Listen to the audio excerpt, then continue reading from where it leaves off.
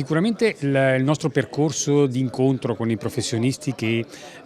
ci sta portando in giro per l'Italia, e questa volta facciamo tappa al sud. Tra l'altro questo incontro ha per noi un significato particolare perché è anche un ribadire una collaborazione con Alfonso Lorenzo, che è il nostro partner per il Sud Italia, e ci tengo a ribadire che non è un distributore ma una vera e propria partnership, proprio perché noi pensiamo che sia molto importante il rapporto umano e il rapporto sul campo con i professionisti. Noi vediamo in questo tour che facciamo come è importante dialogare con loro, reperire informazioni e poter andare a vedere progetti concreti. Per questo avere qualcuno sul territorio è importante per fare quello che Defim fa anche nel resto d'Italia, anche al sud, e questo sicuramente è un valore aggiunto che abbiamo, e ci piace che i professionisti apprezzino sempre più le nostre soluzioni e le possano poi toccare con mano su progetti concreti.